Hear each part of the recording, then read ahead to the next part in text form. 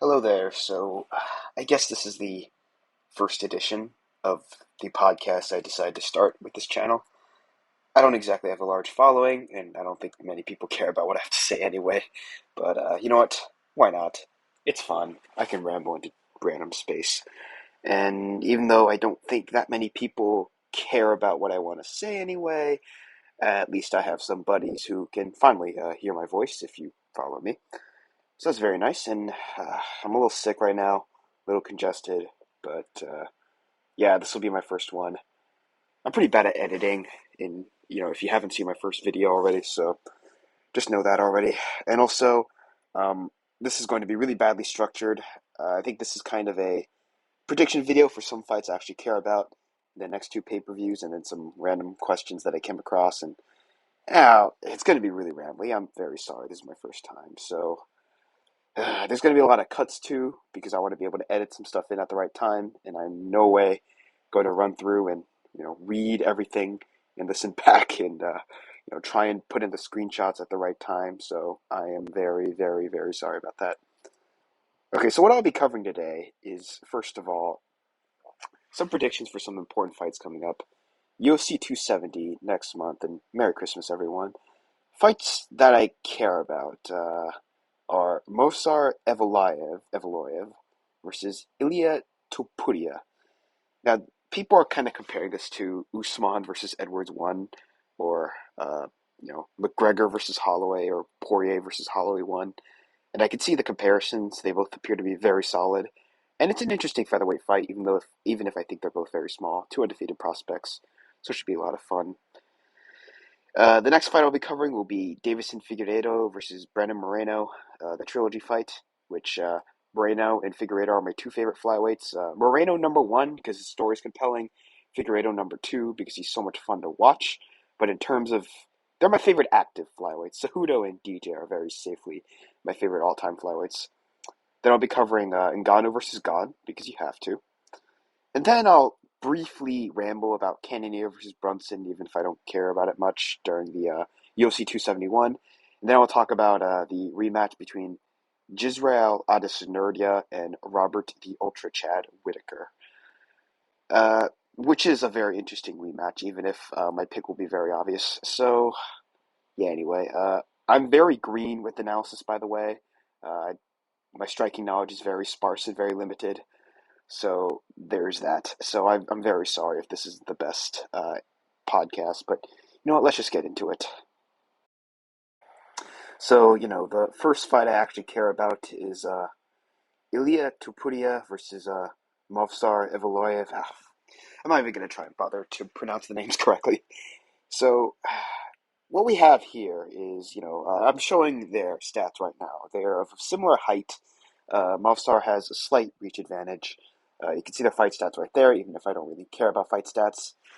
So to prepare for this, I went back and I watched Tupuria versus Jackson, and I watched the Zalal fight and also his Cage Warrior fight that's on Fight Pass. Mavsar, I watched probably the Nick Lentz fight and the Hakeem fight and some of the Choi fight because those are arguably the best opponents he's fought. Oh, and the Grundy fight, by the way.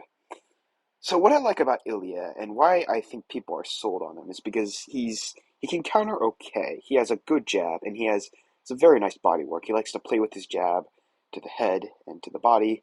He's got some nice hooks to the body when he's actually pressuring you against the cage.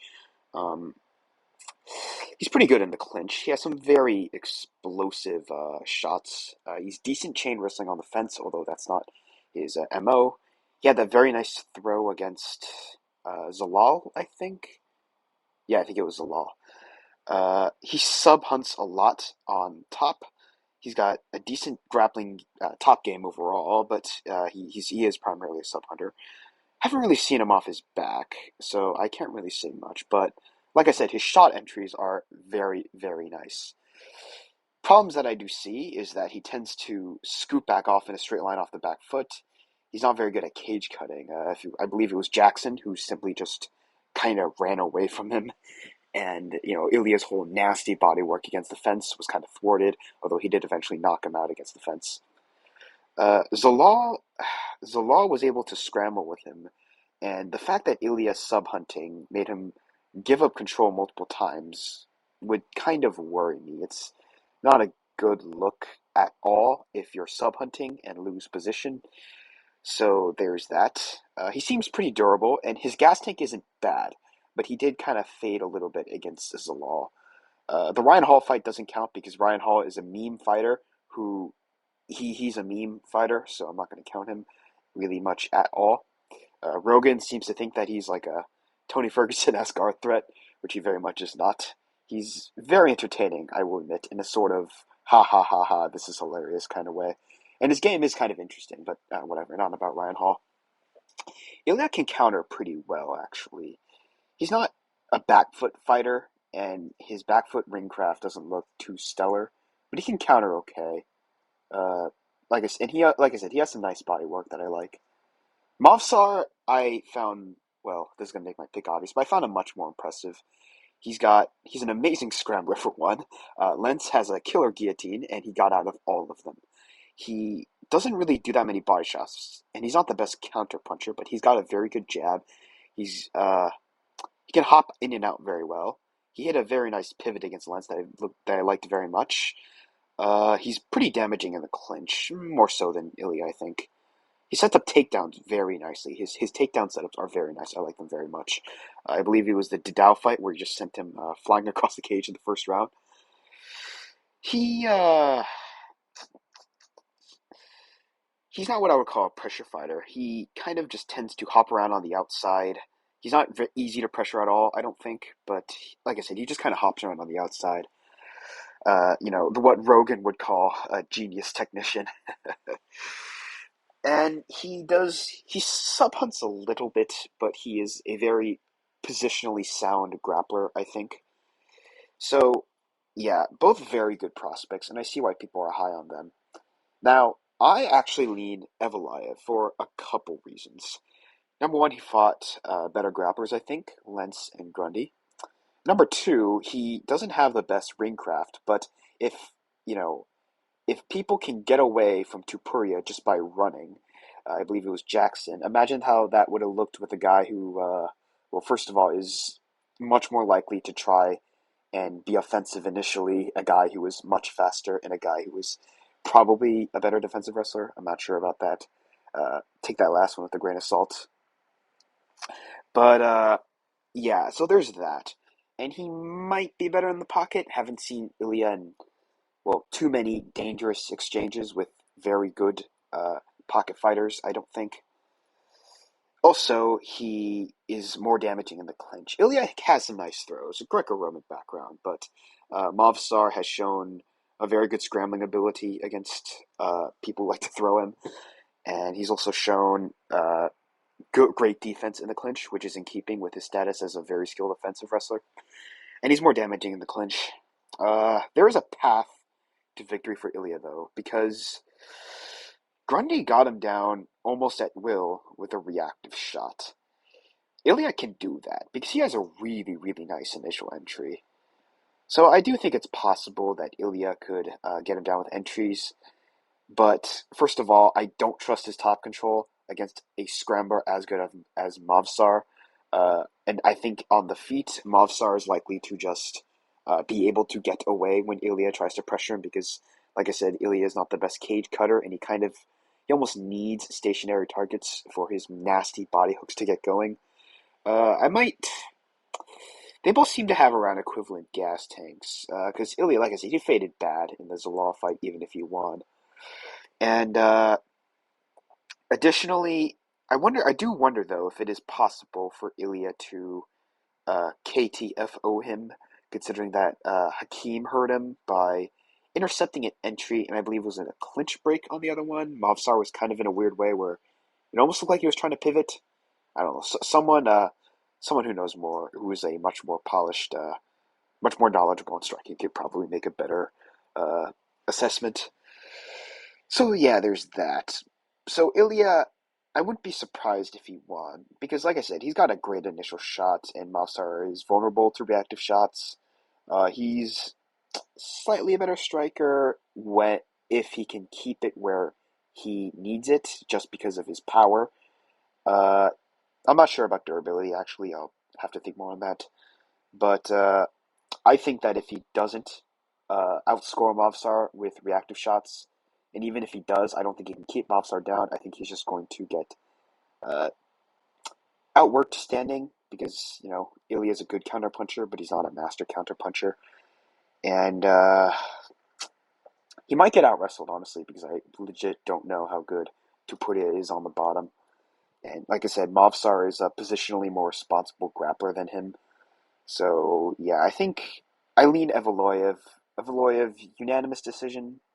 29-28, Ilya might win a round with a flash knockdown or, a last-second reactive takedown. It would be a competitive fight. But, yeah, I do lean Movsar. So, yeah, Movsar, unanimous decision. But, a Tupuria win wouldn't shock me. I just think Movsar seems slightly more polished at this point. Yeah, that concludes this one. Well, okay, next one is the trilogy fight for the flyweight championship between Figgy and Moreno. Well, there's a lot. I have much less to say on this one, I think. Uh, for those of you who don't know, I think you've been living under a rock this whole time. They have fought twice already. The first fight was a draw, but it was an amazing fight. Figueiredo did his normal thing. He walked Moreno down, he cut the cage, he forced pocket exchanges with Moreno. Moreno conceded the back foot, but tried to drag his face off a lot. He was very opportunistic with his grappling. He managed to use the body lock very well. He was durable enough to take Figueiredo's shots and actually hurt him back with counters on numerous occasions. It was an epic fight. It was a banger fight. I think Figgy pretty clearly won, but he hit Moreno with a brutal nut shot in the fourth round, I think, which caused a point deduction, which resulted in a draw, and a draw is the correct score, in my opinion. It was an amazing fight, though, so I totally recommend if you watch it if you've been living under a rock this whole time and haven't seen it. Now, the rematch happened at UFC 263, and Moreno just completely shut him down. He prevented Figgy from getting in any pocket exchanges. He countered him hard every time Figgy tried to press him. He took the center of the cage, and when he got to his grappling, he was the much slicker grappler of the two, and he was able to out-scramble him numerous times. So, yeah, Figgy was competitive in the second round specifically because he cut Moreno from the bottom, but it was mostly a Moreno shutout, I think. Now, a lot of people have been talking about the rough weight cut. I do not believe Figueiredo's whole rough weight cut thing, simply because he's an enormous flyweight, and I'm kind of on the if you can make the weight, you're not a weight bully train. But at the same time, you can't really use a rough weight cut as an excuse. Like, if you have a rough weight cut and you get starched, that's the consequence of trying to be a bigger fighter on fight night. I'll defend you if people call you a weight bully, but you don't get that excuse. So I don't really factor in the weight cut considering that Figgy looks terrible at every weigh-in. Now I think Moreno is a solid pick in this, like last time. He is the favorite by a slight margin, minus 170 to plus 145. Just like kind of how I picked Figueiredo last time because he pretty much won the fight except for the nut shot. Now, here's the thing. Figueiredo is currently training with Henry Cejudo, who, well, I am an enormous Henry Cejudo fan, by the way, who, at the very least, was able to take Zhang Wei Li and turn her into a fighter that arguably beat Rose Namajunas despite getting knocked the fuck out early the first time. Now, Cejudo is very, very strong and very, very competent in the clinch. And at least from the videos I've seen, he's kind of teaching Figueiredo how to navigate the clinch better. And the body lock was a big thing that helped Moreno. In the first fight, he was able to crash into it reactively when he was getting flustered. In the second fight, it was his primary goal and primary method of getting Figueiredo down consistently. So I have to pick Moreno because, there's nothing that I took from the second fight between the two that convinced me that Figueiredo could make big adjustments. It seems like Moreno has his number because, famed back foot fighter Figueiredo, Moreno, like he's got this edge in the sense where he has Figueiredo's number, but Figueiredo could always shock him with, a stellar game plan and just completely shut him down. So I think Moreno is a solid pick simply because I'm not too sure if Figueiredo has the ability to completely change his style because his style is entirely based around the fact that he's 165 and cuts down to 125, is this terrifying tank of a fighter. But there is almost this X factor. I don't know how to describe it. It's almost like you picking Moreno, but you shouldn't be shocked. It's kind of like, you know, Chimaev versus Burns, in the sense that I would pick Burns, but Chimaev could shock me with how good he truly is. Don't know if that makes sense. See, the reason why I'm pretty confident in my Moreno pick is because I'm not too sure if Figueiredo can make those adjustments because of how his style is so tailored around, getting in your face and pressuring you and cutting the cage and, ripping you to shreds and pocket exchanges. And, how Moreno shut that all down, and the fact that Moreno is probably the most durable fighter in flyweight history. The only one that really comes close off the top of my head are like Lineker and Cejudo. Uh, Actually, Lineker might be above Moreno, but you got what I mean. Moreno is extremely durable. And the fact that Figueiredo was never able to hurt him, whereas Moreno hurt him multiple times in both their fights. Second fight in particular, he landed a beautiful counter jab that was perfectly timed and dropped Figgy.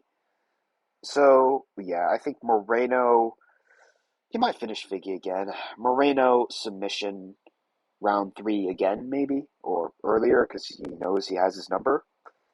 Or maybe Moreno by a one-sided decision, I guess. But, if Figueiredo winning, he would have to come out with a perfect game plan to shut Moreno down completely. So, yeah, Moreno decision or mid to late finish is a safe pick. But then again, don't bet the house on Moreno because, Cejudo could be a genius, I guess, and come out with a game plan to destroy Moreno. Anyway, on to the next one. All right, and then, well, here's the main event. Ngannou versus Gane. People have been selling this as the most technical heavyweight ever versus the most terrifying, least technical power puncher ever. And while that's understandable, I don't think Gane is the most technical heavyweight ever, and I don't think Ngannou is as garbage technically as someone like, I don't know, Derek Lewis, because like Ngannou now, like, he has actual setups for his power, double jab setups, goes to the body, will kick sometimes, has actual takedown defense, uh, stuff like that. And he's actually, patient Ngannou is kind of a meme, but it is terrifyingly effective because, there's no heavyweight that can kill him on the counter, I don't think, and there's no heavyweight that has enough confidence in their chin to just tank his power. So he's always got this, this presence every time he walks in, where guys, they just they walk away from him. Now, Gon is also an interesting puzzle because I do think is very good and arguably he's definitely one of the better strikers of the heavyweight division. I do not think that he is as good on a tech. I don't think he's on a pure technical level as good at MMA as a prime Stipe, because Stipe is, first of all, a much better grappler and a better striker in my opinion. Which I'll dig into that as I continue. Now, Gane is actually my fourth favorite heavyweight, and Ngannou is my second favorite heavyweight, which is funny because Stipe is my favorite active heavyweight. So just talking about active heavyweights, I appreciated Ngannou's whole life story, and especially listening to him on Joe Rogan. It was very, very compelling life story. Versus Gane, it seems like a chill dude. He does cool stuff. Even though I think skill set wise, he wouldn't be like anything higher than a top 15 bantamweight. I think he's a wonder kind for heavyweight, and I appreciate that a heavyweight is actually kicking and throwing out feints, and at least trying to bob in and out. Even if I don't think he's as good as a prime Stipe, but I'll get into more of that. Now, my kind of read on this fight is that Gane might be better at everything, which he probably is. Untested takedown defense, but I'm not sure if that matters against Ngannou. If Ngannou just double legs and slams him into the ground, depending on how he does it, I might either rate that from a scale of Ngannou is just a tank to Gane sucks at wrestling, which, from what I've seen of Gane, he doesn't really suck at wrestling. He has a nice reactive clinch game. He knows how to handle himself with bigger dudes. But at the same time, he hasn't really fought any good wrestlers. A potential Curtis Blades fight would have really told me a lot more, which reminds me of, not only as someone who likes Curtis Blades, but also as someone who, you know, appreciates good fighters winning and wants good fights. It sucks that Blades lost to Lewis, but that's not relevant. So as you can see here, not much. Gane, I think, is 6'5". I think that stat might be wrong, but Ngannou is 2-inch reach advantage, but I'm not sure that'll matter much. This whole stat thing doesn't really matter. I do not have a high opinion of fight stats, but whatever. So my thing on this is God is kind of like a rough approximation of Wonder Boy if you took away most of Wonder Boy's ring craft and all his counters to uh, potent pressure fighters. Gane hasn't looked too good on the back foot, I don't think. He hasn't fought any dedicated pressure fighters, but guys who have tried to go after him have, you know, it hasn't looked good. What I mean is there's the Lewis fight where you have, at the very least, extremely powerful, very physically imposing Derek Lewis, although Ngannou actually tries to set up his power, whereas Lewis does not. And Lewis literally just sits there and waits and lets you do stuff, and then he makes a mistake and he hits you. Now, Lewis had a couple moments where he kind of pressured him, but he didn't really pressure him because Lewis is incredibly slow. He just kind of sort of maybe ran after Gane, and Gane kind of just turned and run away and moved in a very flat-footed manner, which makes me worried for a fight with Ngannou.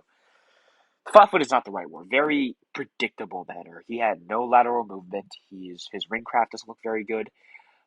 He doesn't really counter too much off the back foot, and like I said, he lacks the ring craft. So Ngannou might actually just tank and hit him very, very, very, very hard, like very, very hard.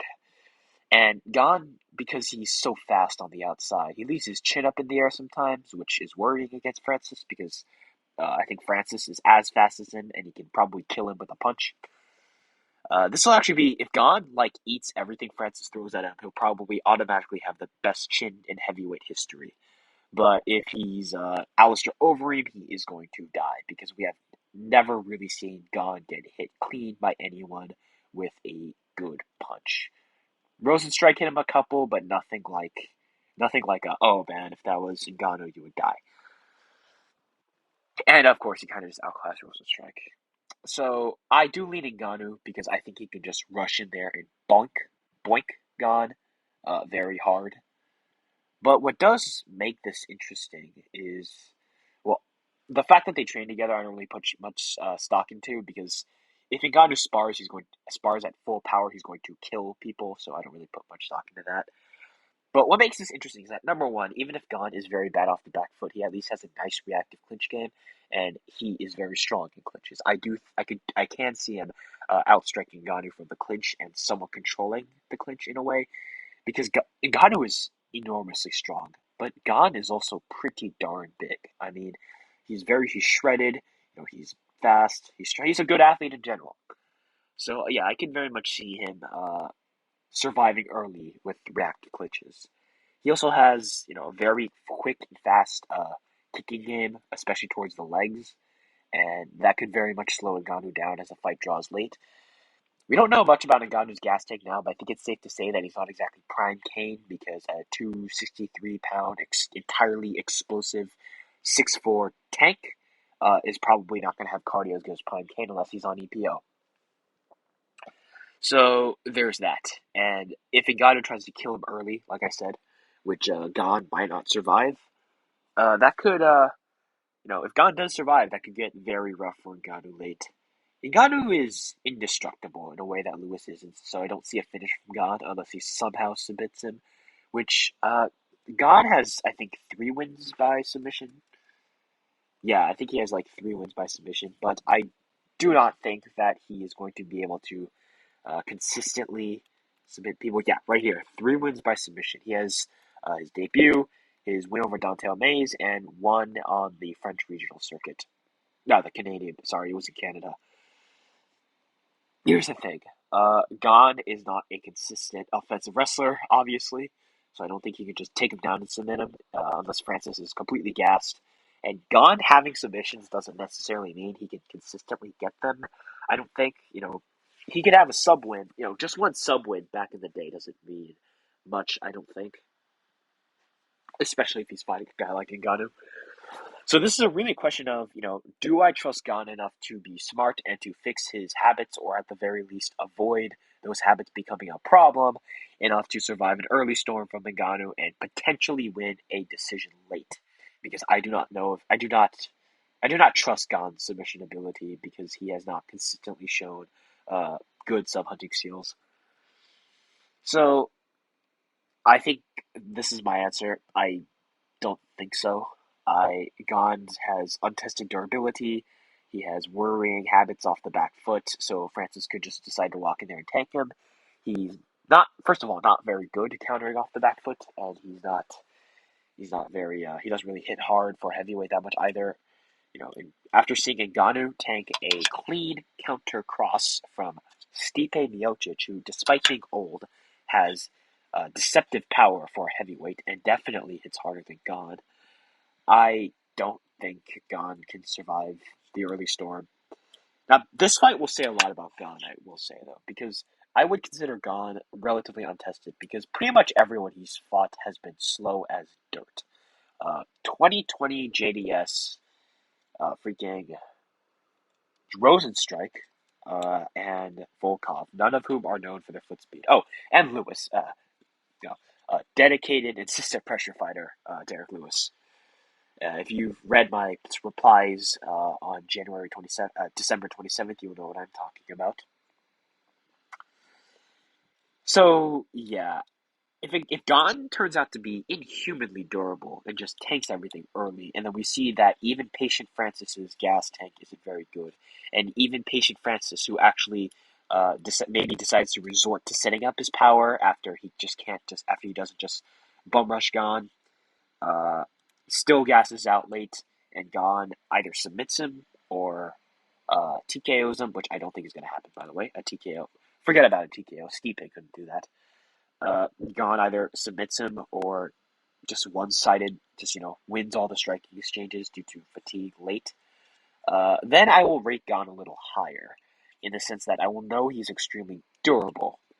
Now, if Gane shows Wonder Boy levels of ringcraft. He runs Ngannou into counters. He weaves out whenever Francis tries to press him.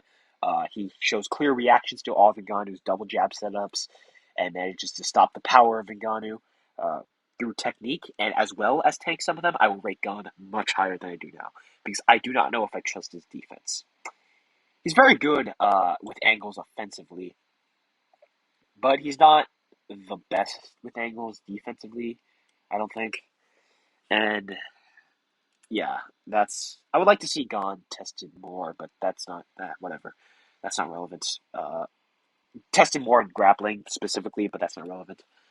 So yeah, Ngannou by early TKO, I think. But I wouldn't be that shocked with Gane won. And there's a part of me that wants Gane to win, even if I like Francis more, simply because I think he's more of a winnable for Stipe. And just saying, I think Prime Stipe would well up Gane and take his lunch money. Uh, like I said, Stipe has actual pressuring footwork for heavyweight, and Gane is very bad off the back foot, and Stipe would probably beat the dog shit out of him in the pocket, because Gane is not very good in the pocket, from what we've seen. And also Stipe can wrestle him, but So yeah, that concludes my pick for UFC 270. Yeah, okay, now I'm going to move on to some random Twitter questions I have. Oh, and by the way, I decided in between recording this that I'm not going to cover UFC 271. That'll probably come out next month because I want to increase my revenue. And if anyone is actually a committed follower of this YouTube channel, RBY DeSanto Part 2 will be coming out around the next month. So, yeah, if you actually care, stay tuned. All right, and then now is when we move on to some, I guess, random questions. Only one person really asked questions, which is understandable because I have a very small following on Twitter, and just one other topic I thought was interesting. Again, this is just my way of promoting my small YouTube channel in a very shameless way. But you know what? I don't care. Now, Roz the Tort had a bunch. Number one, I'm going to answer these a little out of order. Predictions for Gane and Ngannou, I already did that. Do you think Ngannou will re-sign with the UFC? If he loses, I do not think so. I don't even know if the UFC will want to re-sign him, considering that they seem to hate him right now. If he wins, he's kind of obliged, so yeah. I don't think he will re-sign if he loses, if I'm being honest. He's done a lot. He's made a ton of money, I think.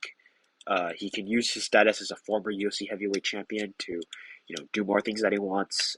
He can go into boxing, and even if he get destroyed by any halfway decent boxer in a boxing match, he'd still make a ton of money. Uh, you know, and also since he's big and terrifying, they can at least, to an extent, like maybe sell a boxing match with like I don't know Joshua or something, even if he get walloped. Similar to what Conor did with Mayweather, but whatever. Top prospects for every division. Okay. 125 for men's cop. 135. I don't like O'Malley at all, but he seems one of the more promising ones. My brain is kind of fried right now, so I can't really think of many. I will come back to this one. 145, Evloev and Ilia Tupuria, which I already covered. 155. Ooh, well, this is a big one. I strongly dislike Islam Makhachev, so I won't really consider him a prospect anymore. Gamrot is very good. I like Arman Tsarukyan a lot, and given how Makhachev is actually having elite success, Tsarukyan looks much better.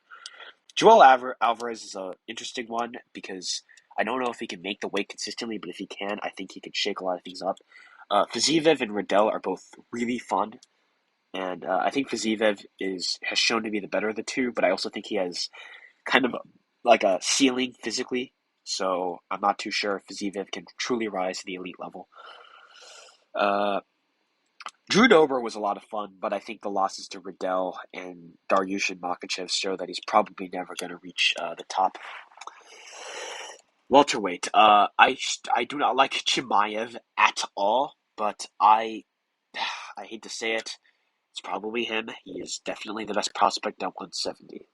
I think he is still slightly overrated in the sense that I do not think that he can defeat top elite fighters, but he could be that good because we simply have not seen enough out of him. Let's see. So that's welterweight. Are there any other good prospects? I don't like Ian Gary. Ian Gary, I don't like him much as a fighter. He's very much. Someone said he's very much not it, and that's probably the best way to put it. But he seems he's got like enough wholesome energy where his whole Connor story doesn't come across as obnoxious. Oh wait, 135. Jack Shore probably and Umar Nurmagomedov. Jack Shore and Umar Nurmagomedov probably. 185. Sorry, I'm really fried right now. I will come back to that. 205. Does Ankalaev count? Does Ankalaev count because he's already an elite fighter? I like I wasn't entirely sold on Ankalaev until I saw the Uzdemir fight. So yeah, I guess does Ankalaev count? I'm just gonna count Ankalaev. Just so you know, my favorite light heavyweights go like my favorite active light heavyweights go like number one Jan, number two, uh, number two Yuri, number three Glover, number four Unk, but Glover and Unk are kind of interchangeable. So yeah, Magomed Ankalaev, I guess for 205, even if he's kind of past prospect point.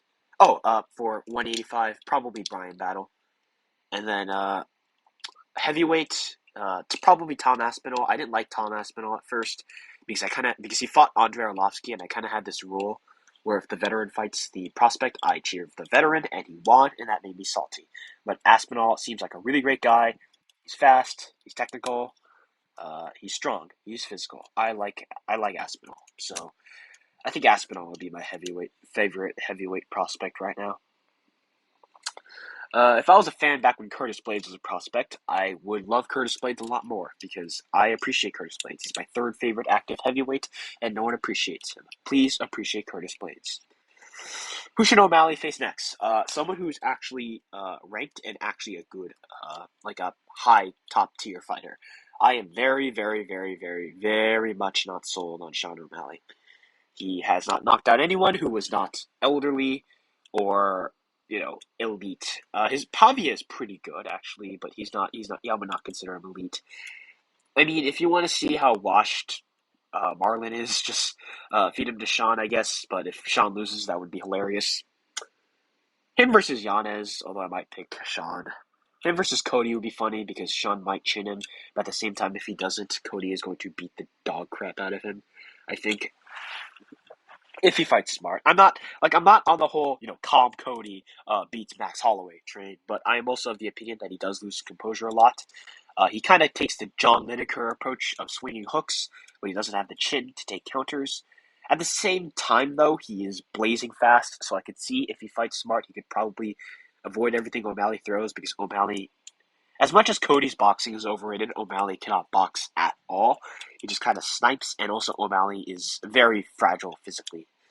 Or maybe Cody would just out wrestle him. I actually don't know. I don't. I just want to see Sean O'Malley lose. So just book him for Jan, like for fun. Actually, book him versus TJ because that would be the funniest one out of all of them. Because TJ would right off the bell just beat the dog crap out of him. Uh, can Aldo make one more title run? I think he is in a title run right now.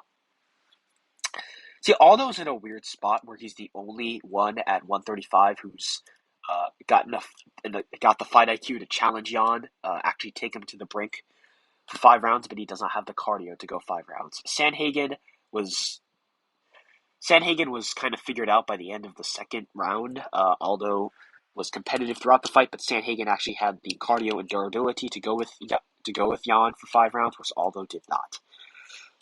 I think it makes the most sense to have Aldo either get a title shot or to fight TJ Dillashaw for a number one contender spot.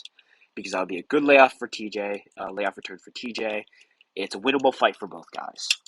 My prediction on that fight would basically be if Aldo doesn't knock him out early, which is possible because Aldo is probably the hardest hitting bantamweight right now. And TJ is one of those guys where he could take anything you hit him with as long as you don't starch him in one shot, which is very possible even with this Aldo. But if Aldo doesn't knock him out early, he's just going to get destroyed late. So either title shot between the winner of Jan versus Sterling. And by the way, if Sterling somehow manages to beat Jan, which I would find extremely hilarious, Aldo's probably going to become the bantamweight champ and the undisputed GOAT. Because, just saying, I think Aldo would probably dog walk Sterling unless, I don't know, Sterling, takes EPO and ups his cardio, depending if Sterling somehow beats Jan, I would probably pick him over Aldo because of the adjustments and the improvements that would be required for Sterling to beat Jan. But at the same time, Sterling's probably not going to beat Jan, which means that if Aldo gets the title shot, he's probably going to lose again after another awesome back and forth striking battle. Honestly, I hope. I wish I wish TJ was a less of a coin flip fight for him because I would like to see Aldo get another elite win, but whatever. But yeah, I guess to answer your question, I think he is in the middle of his last title run. What's next for Dustin? Well, if Dustin's still motivated and Dustin still wants it, I do think it is achievable for him to be the champ, even if Charles beat him. And as much as I dislike him, Makachev. Because, if Gaethje has a really good shot of beating Charles, and I would pick Gaethje over Makachev. So, or Dariush. So, if Gaethje beats those three guys, and Dustin manages to get a streak back, and he can fight Gaethje again, I would pick Gaethje in that rematch, because I think Gaethje has improved his intelligence in the pocket, and I think he hits harder than Dustin. I think Dustin has taken a lot of damage. But it's still a winnable fight for Dustin, much more so than someone like Charles, as we've seen. Charles was a winnable fight for him in a way that Khabib very much was not a winnable fight. But at the same time, at this point, you can't really trust Poirier against grapplers who are going to try and grapple with him, whereas Gaethje is not a grappler at all. So, I really think Dustin, if he's still motivated, he should get back on track and keep trying to be the world champion. And depending on how the title picture plays out, I will rate his chances on winning the title, depending on what happens. Predictions for Dariush versus Islam. Like I said, I do not like Makachev at all. I like Dariush because he's a cool dude. I don't like him in particular, but I am cheering for him over Makachev. Now, Makachev is a much better athlete. People say Dariush is kind of athletically outgunned in a lot of his fights. It is true. He's pretty slow. His gas take's okay, but it's not the best. He's somewhat durable, but not freakishly durable. He's a decent hitter, but he's not a power puncher. Now, Makachev is not nearly the athlete Khabib is, but he's still a much better athlete than Dariush, I think. He's a little bit chinny, I think, but he's not glass jawed, and he's pretty strong, and he's pretty fast. So my prediction is basically kind of and Makachev has a great gas tank. So my prediction is kind of this: Makachev is a much better wrestler. Dariush probably has the stand-up edge, but Makachev is surprisingly intelligent defensively. If Dariush was someone like Gaethje, who is an extremely powerful and extremely intelligent counterpuncher, then I would easily pick him over Makachev. Uh, Given Gaethje's defensive wrestling, but I do not. He's not even close to the counter threat that Gaethje is, both in power and in intelligence. He's a very good grappler in a way that Gaethje very much is not, but I do not think he is a good enough pure defensive wrestler to prevent Makhachev from getting him down consistently. Now, Dariush is much better on the ground than Dan Hooker in kind of every single way, so I could see him just kind of getting like laid on for a bit, defending some subs, getting up, and then getting taken down again. Uh, Islam being a much better wrestler than him and probably having a better gas tank makes a late sub pretty possible because Makachev is not a ground and pound guy, he's a submission hunter. So yeah, Makachev by late sub, unless Dariush kills him with a punch or something, which I would hope for. But like I said, Makachev isn't exactly glass jawed, and Dariush is just a decent puncher, but that's about it. Does Conor truly deserve his title shot, or should it be Gaethje? Gaethje, if you think Conor deserves it, you are crazy. Who would be the best fight for Tony Ferguson right now? Well, I love Tony Ferguson. I don't want to see him fight guys who take a dump on in his prime and just like lose because his athleticism has gone completely down the drain. Like I see people wanting him to fight Gillespie, and I do not want to fight. I do not want to see Tony Ferguson fight Gillespie because I think he'd take a dump on Gillespie in his prime. But like Tony would probably lose to like Dawson or Grant Dawson or Paddy Pimblett these days. Like he's that shot. He'd get completely out wrestled by Gamrot, who I think who would also beat in his prime. He might even lose to Diego Ferreira these days, or a guy he already beat, Rafael dos Anjos. He doesn't have a chance against the top five anymore. Michael Chandler is a guy who in his prime he'd just tank and beat later, but now he'd probably just get killed immediately. We already know what happens with Dariush. Makhachev would brutally rip his arm to shreds. Poirier and Gaethje would probably beat him even in his prime. Now he just get horrifically battered, like we saw with Gaethje. And we already saw what happened with Charles Oliveira with this version of Tony Ferguson. Heck, Conor McGregor might out wrestle him. Like that's how shot I think Tony Ferguson is. Honestly, I want him to get either one of two things. Either a Conor fight, because for some reason Tony Ferguson's still ranked in the top 7, and so it's a good comeback for Conor. You can have the whole, he's a great lightweight, 12-fight win streak, blah blah blah. He's the boogeyman. Conor's so great. He came back and he stopped this amazing contender. Because like they were able to do that with Cowboy, who was on a similar losing streak, although less brutal, I think. So it's a winnable fight for Conor, very much. And by the way, if if Conor loses, he truly is done.